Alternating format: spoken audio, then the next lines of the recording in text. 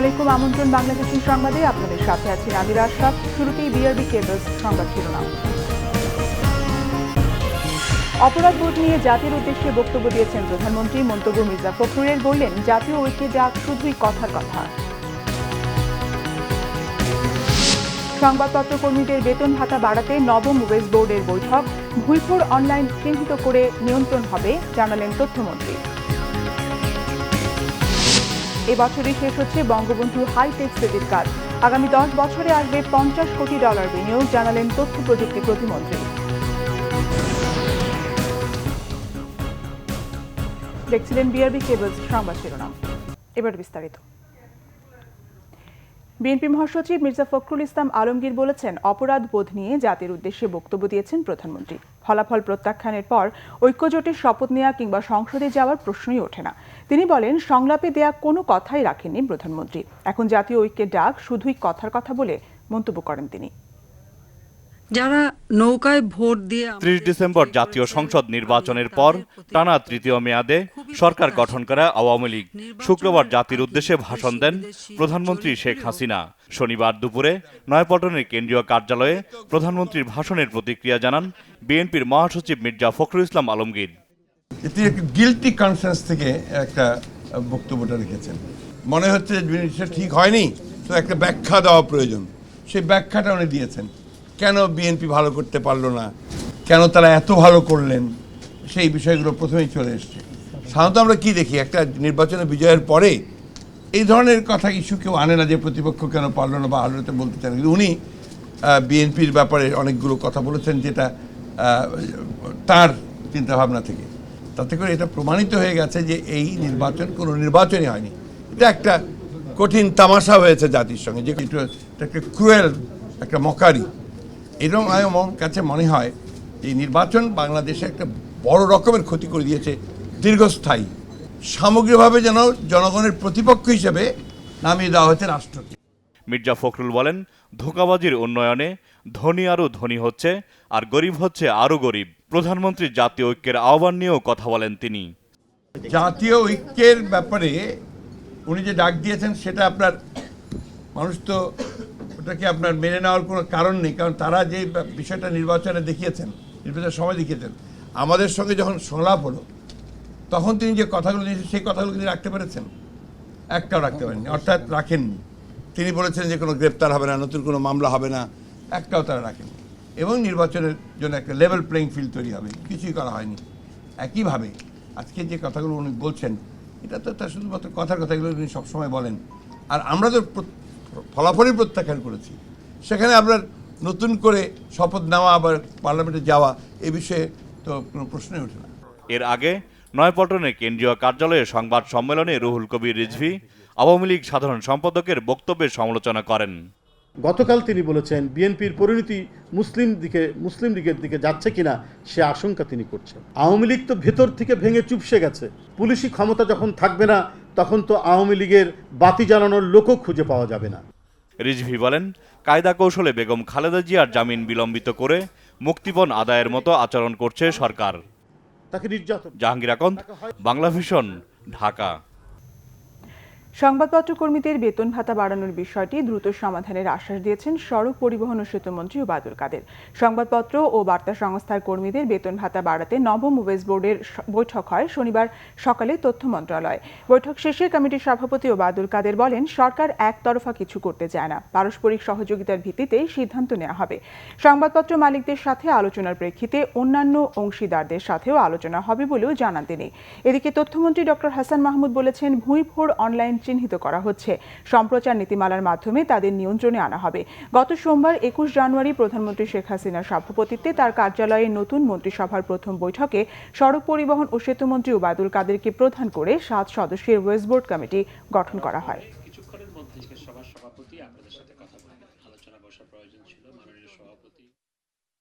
বিষয়টি একেবারে সহজ নয়, এখানে জটিল কিছু বিষয় আছে, এখানে অনেকে স্টেক হোল্ডার আছেন। কাজেই এর সমাধান করতে হলে আমাদেরকে পারস্পরিক সহযোগিতা, কম্প্রোমাইজ অ্যান্ড অ্যাডজাস্টমেন্টটা করতে হবে। এখানে ওয়ান সাইডেড কোনো সমাধান করলে ইমপ্লিমেন্টেশন প্রসেস বাধাপ্রাপ্ত হবে। টেলিভিশন সাংবাদিকদের বিষয়টি যে সুপারিশমালার মধ্যেই সেখানে আছে যে এটাকে কিভাবে অন্তর্ভুক্ত করা যেতে পারে সেটি পরীক্ষা নিরীক্ষা করার বিষয়টি সেখানে সুপারিশের মধ্যে আছে। সুতরাং সেই আলোকে এটা নিয়ে আমরা চিন্তা ভাবনা করছি। কিছু অনলাইন আছে যেগুলো সত্যিকার অর্থে ভালো সংবাদ পরিবেশন করে, যেগুলো প্রয়োজন আছে, অনলাইনের অবশ্যই প্রয়োজন আছে, এটা আজকে পৃথিবীর বাস্তবতা। সম্প্রচার নীতিমালার আলোকে আমরা এগুলো রেজিস্ট্রেশন ব্যবস্থা করে যেগুলো ভুইফোর সেগুলো অটোমেটিক্যালি তখন ফেজ আউট হয়ে যাবে। এ ব্যাপারে কাজ চলছে। জঙ্গিরা আবারও সক্রিয় হবার চেষ্টা করছে বলে জানিয়েছেন র্যাবের গণমাধ্যম শাখার পরিচালক মুফতি মাহমুদ। তবে জঙ্গি দমনে জিরো টলারেন্সের কথাও জানান তিনি। সকালে র্যাব মিডিয়া সেন্টারের সংবাদ সম্মেলনে জানানো হয়, গুলশানে হলি আর্টিজান হামলা মামলার এজাহারভুক্ত এবং রাজশাহী বিশ্ববিদ্যালয়ের শিক্ষক রেজাউল করিম হত্যাকাণ্ডের পলাতক আসামি শরীফুল ইসলাম ওরফে খালেদকে শুক্রবার চাঁপাইনবাবগঞ্জ থেকে গ্রেফতার করা হয়েছে। শরীফুল হলি আর্টিজান হামলা মামলার গ্রেফতার হওয়া শেষ আসামি। হলি আর্টিজান হামলার অন্যতম পরিকল্পনাকারী ও অর্থ যোগানদাতাও সে। এছাড়া রাজশাহী বিশ্ববিদ্যালয়ের শিক্ষক অধ্যাপক রেজাউল করিম হত্যাকাণ্ডের সঙ্গেও সরাসরি সম্পৃক্ততা শরীফুলের ছিল বলেও জানায় র্যাব। বিভিন্ন অঞ্চল ভিত্তিক কিছু এই জঙ্গি একত্রিত হয়েছে এক জায়গায়, যারা হিজরতে গমন করার জন্য রেডি হয়েছে এবং তারা বের হয়ে গিয়েছে বাসা থেকে। এর মধ্যে একজন নারী জঙ্গিকেও আমরা পেয়েছি। তারা যে কোনো জায়গায় ওইরকম সুযোগ সুবিধার মতন যদি পেয়ে যায় তাহলে নাশকতা পরিকল্পনা করতে পারে। ইতিমধ্যে আমরা এই মাসের মধ্যে বেশ কয়েকটি অভিযান পরিচালনা করেছি। সেক্ষেত্রে তাদের যে পরিকল্পনা ছিল ডেফিনেটলি সেই পরিকল্পনা তাকে আটকের মাধ্যমে নস্যাৎ হয়েছে। 2019 সালের মধ্যেই শেষ হচ্ছে গাজীপুরের বঙ্গবন্ধু হাইটেক সিটির কাজ। তথ্য প্রযুক্তি প্রতিমন্ত্রী জুনায়েদ আহমেদ পলক জানান, উচ্চ প্রযুক্তি নির্ভর শিল্প গড়ে তুলতে পুরোদমে এর কার্যক্রম এগিয়ে চলেছে। 3 ধাপে এগিয়ে চলা এই হাইটেক পার্কে এরই মধ্যে বিনিয়োগ করেছে দেশি বিদেশি 18টি প্রতিষ্ঠান। এদের মাধ্যমে আগামী 10 বছরে আসবে $50 কোটি বিনিয়োগ। রাজধানীর অদূরে কালিয়াকৈরে 355 একর জমির ওপর গড়ে উঠছে বঙ্গবন্ধু হাইটেক সিটি। সরকারি বেসরকারি অংশীদারিত্ব বা পিপিপির ভিত্তিতে 140 একর জমিতে অবকাঠামো গড়ে তুলছে সামিট টেকনোপলিস ও ফাইবার অ্যাট হোম, যা দেখে বিনিয়োগে আগ্রহী হয়ে উঠছেন দেশি বিদেশি উদ্যোক্তারা। আমি খুব উৎসাহিত বোধ করছি। ডিজিটাল সার্ভিসেস রিলেটেড যেসব ব্যবসাগুলো আছে সেগুলো কিন্তু আমরা এখানে নিয়ে আসা প্ল্যান করছি। আইটি সেক্টরে এবং টেলিকমিউনিকেশন হার্ডওয়্যার সেক্টরে আরও ইনভেস্টমেন্ট করতে চাই। সো সেই জায়গায় আমাদের মূল ফোকাস। চ্যালেঞ্জ কিছু আছে, সেগুলো আমরা যদি অ্যাড্রেস করতে পারি গভর্নমেন্টের সাইড থেকে, স্পেশালি কমিউনিকেশন। আমরা যে ট্রেন করে আসলাম আজকে, ডাইরেক্ট ট্রেন করতে হবে, এর কোনো বিকল্প নাই। এই হাইটেক পার্কে চীনের সহযোগিতায় 1600 কোটি টাকা ব্যয়ে গড়ে উঠেছে বিশ্বের অন্যতম বৃহৎ ডাটা সেন্টার টায়ার 4। বিনিয়োগ আকর্ষণে থাকছে 14টি প্রণোদনাও। অনেকে আগ্রহ দেখাচ্ছে এখন যে কালিয়াকৈর যেহেতু একটা সিকিউরড এলাকা, এখানে একটা একদম সম্পূর্ণভাবে একটা হাব তৈরি হবে, আইটি হাব তৈরি হবে। আমরা 18টা কোম্পানিকে কিন্তু নতুন 97 একরের মধ্যে জায়গা দিয়েছি, 48 একর। এখন যদি বলি যে এখনও আমার 18টা বেশি পেন্ডিং আছে। কাজের অগ্রগতি পরিদর্শনে গিয়ে তথ্য প্রযুক্তি প্রতিমন্ত্রী জানালেন, চলতি বছরের ডিসেম্বরেই শেষ হবে হাইটেক সিটির কাজ। এখানে আমাদের ডেটা সেন্টার হবে, এখানে সফটওয়্যার ডেভেলপমেন্ট কোম্পানিগুলো আসছে এবং পাশাপাশি বিপিও ইন্ডাস্ট্রি আসবে। ডেটা সফট এবং সার্ভিস অটোমেশন তারা উৎপাদনে গেছে। তারা সৌদি আরবে তাদের কিছু ইন্টারনেট অফ থিংস যেগুলো আইওটি ডিভাইস সেগুলো তারা রপ্তানি করছে। আর আমাদের এই ভবনে আমরা আশা করছি জুনের পরেই আমরা এখানে আমাদের কার্যক্রম শুরু করতে পারবো। আর টিয়ার 4 ডেটা সেন্টার সেটাও আমরা আশা করছি জুন, অর্থাৎ এই 19-এর মধ্যেই আমরা বঙ্গবন্ধু হাইটেক সিটিকে আমরা আসলে কার্যকর করতে পারবো। প্রযুক্তি ও মেধাভিত্তিক অর্থনীতি জোরদারে 2023 সালের মধ্যে দেশে 28টি হাইটেক পার্ক তৈরির পরিকল্পনার কথাও জানান তথ্য প্রযুক্তি প্রতিমন্ত্রী। তথ্য প্রযুক্তি খাতের রপ্তানি বৃদ্ধি এবং উন্নত সেবা নিশ্চিত করতে কালিয়াকৈরে গড়ে উঠেছে দেশের সর্ববৃহৎ হাইটেক পার্ক। এই পার্কের কাজ পুরোদমে শুরু হলে দেশের সফটওয়্যার এবং ইলেকট্রনিক্স পণ্য রপ্তানির কেন্দ্রবিন্দুতে পরিণত হবে বঙ্গবন্ধু হাইটেক সিটি, যার মধ্য দিয়ে 1 লাখ মানুষের নতুন কর্মসংস্থান সৃষ্টির পাশাপাশি 2030 সাল নাগাদ এ খাতের রপ্তানি উন্নীত হবে $10 বিলিয়ন। জিয়াউল হক সবুজ, Bangla vision, Kaliakair, Gazipur. CBC Times সংবাদ বিরতি নিচ্ছি, সঙ্গেই থাকুন, ফিরে এসে থাকছে। কুমিল্লার 14 গ্রামে দুর্ঘটনায় 13 শ্রমিক নিহতের ঘটনায় মামলা, পরিবারকে 1 লাখ টাকা অর্থ সহায়তার ঘোষণা। বিপিএলে খুলনা টাইটান্সের বিপক্ষে টস জিতে ব্যাটিংয়ে সিলেট সিক্সার্স।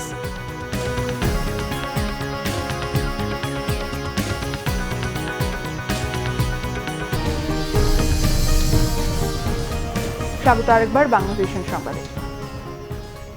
কুমিল্লার চৌদ্দগ্রামে দুর্ঘটনায় ১৩ জন নিহতের ঘটনায় মামলা হয়েছে। মরদেহ হস্তান্তর করা হয়েছে পরিবারের কাছে। কাজ শুরু করেছে তদন্ত কমিটি।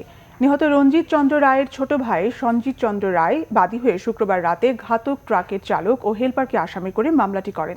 চৌদ্দগ্রাম থানার ওসি মাহফুজুর রহমান জানান, অবহেলাজনিত মৃত্যুর অভিযোগ এনে মামলাটি করা হয়েছে। আসামিদের গ্রেফতারে অভিযান চলছে। এদিকে ঘটনার তদন্তে জেলা প্রশাসন ও পুলিশের গঠিত কমিটি কাজ শুরু করেছে।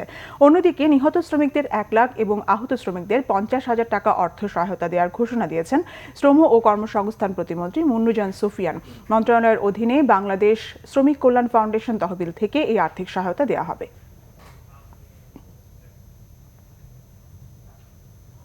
রাজধানীর সদরঘাটে বুড়িগঙ্গা নদীতে এমভি মানিক ৩ নামে একটি লঞ্চের ধাক্কায় খেয়া নৌকা ডুবির ঘটনায় এক শিশুসহ একই পরিবারের ৪ সদস্যের সলিল সমাধি ঘটেছে।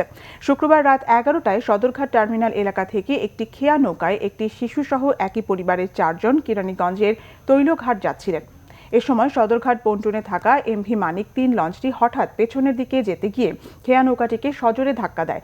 সঙ্গে সঙ্গে খেয়া নৌকাটি ডুবে যায়। নৌকার মাঝি সাঁতরে তীরে উঠলেও নৌকার ৪ যাত্রী ডুবে যায়। ফায়ার সার্ভিসের ডুবুরির দল গত রাত 12:30টার দিকে ২ জনের লাশ উদ্ধার করে। নৌকার অন্য ২ যাত্রী নিখোঁজ ছিলেন।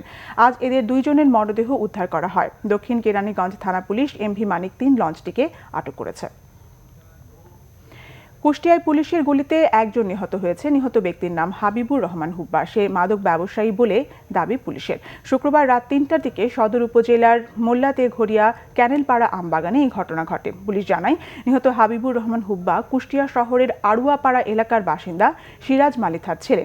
সে চিহ্নিত মাদক ব্যবসায়ী এবং তার বিরুদ্ধে মডেল থানায় একাধিক মামলা রয়েছে বলেও দাবি পুলিশের। হাজার হাজার পাখির কলকাকলিতে মুখর মৌলভীবাজারের বাইক্কাবিল। শীত আসলেই অতিথি পাখির আগমনে নয়নাভিরাম এক দৃশ্য সৃষ্টি হয় অপরূপা বাইক্কাবিলে। অতিথি পাখির কিচিরমিচির শব্দ ও ঝাঁক বেঁধে ওড়াউড়ি দেখতে সেখানে বেড়ে যায় পর্যটকদের আনাগোনাও। তাই বিলের সৌন্দর্য রক্ষায় বাইক্কাবিল প্রকল্প চালু, বিল খনন করা ও আয়তন বৃদ্ধি এবং যাতায়াত ব্যবস্থা উন্নত করার দাবি ভ্রমণ পিয়াসীদের। পানকৌড়ি, বেগুনি কালিম, ভূতিহাঁস, রাজসরালি, চখাচখি বালিহাঁস সহ নানা ধরনের পাখির কিচিরমিচির, দল বেঁধে উড়ে বেড়ানো আর বিলের পানিতে ঝাঁপাঝাঁপি সব মিলিয়ে মৌলভীবাজারের বাইক্কাবিল এখন অন্যরকম সৌন্দর্যের আধার। অতিথি পাখি ও বিলের সৌন্দর্য দেখতে প্রতিদিন এখানে ছুটে আসেন দর্শনার্থীরা। তবে অনুন্নত যোগাযোগ ব্যবস্থায় বিরক্ত তারা। তো আসার সময় যে রাস্তাটা, এটা খুব ভাঙাচোরা। এটা যদি একটু নজর দিত সরকার। আমার মনে হয় যে আমাদের দেশে অনেক সুন্দর জায়গা আছে যেগুলাতে দেখার আছে, যদি জাস্ট অর্গানাইজটা একটু ভালো হয়। রাস্তা একটু খারাপ হওয়ার কারণে হয়তো অনেকেই আসতে চায় না। আমি নিজেও আজকে আসতে অনেক প্রবলেম হয়েছে। প্রচুর পাখি দেখলাম, অনেক ভালো, অনেক নতুন নতুন পাখি এখানে, যেখানে সারা বাংলাদেশে অন্যান্য জায়গায় পাওয়া যায় না এগুলা। ২০০৩ সালে চাপড়া, মাগুরাউ, জাদুরিয়া বিলের ১০০ একর জলাভূমিতে মাছের স্থায়ী অভয়াশ্রম ঘোষণা করা হয়। এরপর থেকেই বিলটি মাছের পাশাপাশি পাখির নিরাপদ আশ্রয়স্থলেও পরিণত হয়। বাইক্কাবিলের জন্য যে ৬টা বা ৭টা পকেট আছে, এগুলো কিন্তু সাফিসিয়েন্ট নাই। সেই হিসাবে বাইক্কাবিলের আয়তন বাড়া খুব জরুরি দরকার। আমরা একটা জিনিস দেখছি যে যেন মাছ বেশি থাকে, সেখানে ফাঁকিও বেশি থাকে। আমাদের বাইক্কাবিলের পূর্ব সাইডে যে অবৈধ বসতি আছে, সরকারের কাছে আমরা আবেদন দিছি যে এটা খুব ত্বরিতগতিতে না উঠাইলে, স্থানান্তর না করলে এটা কিন্তু একটা হুমকি বাইক্কাবিলের জন্য। বাইক্কাবিলের সর্বশেষ পরিসংখ্যান অনুযায়ী ৪১ প্রজাতির শীতের পাখির দেখা মিলেছে। মাছের অভয়াশ্রম ঘোষণার আগে ২০০২ সালের জরিপ অনুসারে প্রতি হেক্টরে ১৬০ কেজি মাছ উৎপন্ন হতো।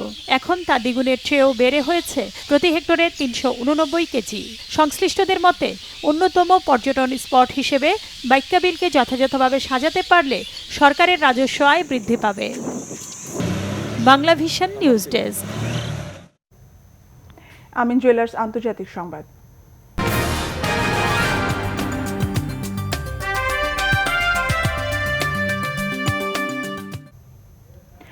অবশেষে মাসব্যাপী অর্থনৈতিক অচলাবস্থা থেকে মুক্ত হতে যাচ্ছে যুক্তরাষ্ট্র। প্রেসিডেন্ট ডোনাল্ড ট্রাম্প মেক্সিকো সীমান্তে দেয়াল নির্মাণের অনড় অবস্থানে কিছুটা ছাড় দেওয়ায় সংকট সমাধানের এই আভাস মিলেছে।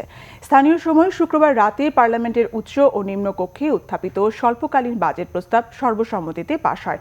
এতে আগামী 15 ফেব্রুয়ারি পর্যন্ত সরকারের বিভিন্ন দপ্তরের কর্মকাণ্ড সচল রাখতে অর্থ বরাদ্দের অনুমোদন দেওয়া হয়। তবে বিরোধী দলের পাশাপাশি সরকারি দলের অনেক জনপ্রতিনিধির তীব্র আপত্তিতে এই বাজেটে যুক্ত হয়নি সীমান্তে দেয়াল নির্মাণের বরাদ্দ।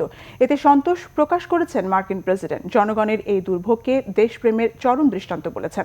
তবে দেয়াল নির্মাণের বরাদ্দ আদায়ে গ্রহণযোগ্য সমঝোতা না হলে 15 ফেব্রুয়ারির পর আবারও অর্থনৈতিক অচলাবস্থার আভাসও দিয়ে রেখেছেন। অনুপ্রবেশ ঠেকাতে এই দেয়াল নির্মাণের জন্য প্রায় $600 কোটি বরাদ্দ পেতে যুক্তরাষ্ট্রের ইতিহাসের দীর্ঘতম অর্থনৈতিক অচলাবস্থায় ফেলেন মার্কিন প্রেসিডেন্ট। এতে টানা 35 দিন বেতনহীন চরম দুর্দশায় পড়েন সরকারি চাকরিজীবীরা। ভেনেজুয়েলায় চলমান রাজনৈতিক সংকট সমাধানে প্রেসিডেন্ট নিকোলাস মাদুরোর দেয়া আলোচনার প্রস্তাব প্রত্যাখ্যান করেছেন বিরোধী নেতা জুয়ান গুয়াইদো। প্রেসিডেন্ট মাদুরো বলেন, রাজনৈতিক প্রতিদ্বন্দ্বীর সঙ্গে সংলাপে বসতে বরাবরই প্রস্তুত আছেন তিনি। এই টানাপোড়েনের জেরে যুক্তরাষ্ট্রের সাথে কূটনৈতিক সম্পর্ক ছিন্ন করলেও সেই দেশের জনগণের সাথে শত্রুতা নেই বলে আশ্বস্ত করেছেন তিনি। তাৎক্ষণিক প্রতিক্রিয়ায় মাদুরোর এই আহ্বানকে ধোঁকাবাজি বলে প্রত্যাখ্যান করেছেন বিরোধী নেতা গুয়াইদো। গত বুধবার নিজেকে অন্তর্বর্তী প্রেসিডেন্ট হিসেবে ঘোষণা দেন এই নেতা। এর পরপরই যুক্তরাষ্ট্র সহ পশ্চিমের কয়েকটি দেশ এতে সমর্থন দিলে সংকট আরও জটিল আকার নেয়। তবে পশ্চিমারা গুয়াইদোকে সমর্থন দিলেও মাদুরোর পক্ষ নেয় রাশিয়া, তুরস্ক, চীন সহ কয়েকটি দেশ। শনিবার ভেনেজুয়েলার সংকট নিয়ে বৈঠক করবে জাতিসংঘের নিরাপত্তা পরিষদ। এই বৈঠকে ভেনেজুয়েলার বিরোধী নেতা গুয়াইদোর পক্ষে সমর্থন আদায়ের চেষ্টা চালাচ্ছে যুক্তরাষ্ট্র। সংবাদ শেষ করব বিআরবি কেবল শিরোনামগুলো আরেকবার জানিয়ে। অপরাধ বোধ নিয়ে জাতির উদ্দেশ্যে বক্তব্য দিয়েছেন প্রধানমন্ত্রী। মন্তব্য মির্জা ফখরুলের, বললেন, জাতীয় ঐক্যের ডাক শুধুই কথার কথা। সংবাদপত্র কর্মীদের বেতন ভাতা বাড়াতে নবম ওয়েজ বোর্ডের বৈঠক। হুঁইখোর অনলাইন চিহ্নিত করে নিয়ন্ত্রণ হবে, জানালেন তথ্যমন্ত্রী। এবছরই শেষ হচ্ছে বঙ্গবন্ধু হাইটেক সিটির কাজ। আগামী 10 বছরে আসবে $50 কোটি বিনিয়োগ, জানালেন তথ্য প্রযুক্তি প্রতিমন্ত্রী।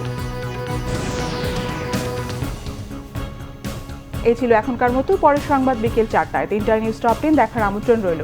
এছাড়া ফেসবুকে বাংলাভিশন সংবাদ সরাসরি দেখতে লগ ইন করতে পারেন facebook.com/বাংলাভিশনে। সঙ্গে থাকায় ধন্যবাদ।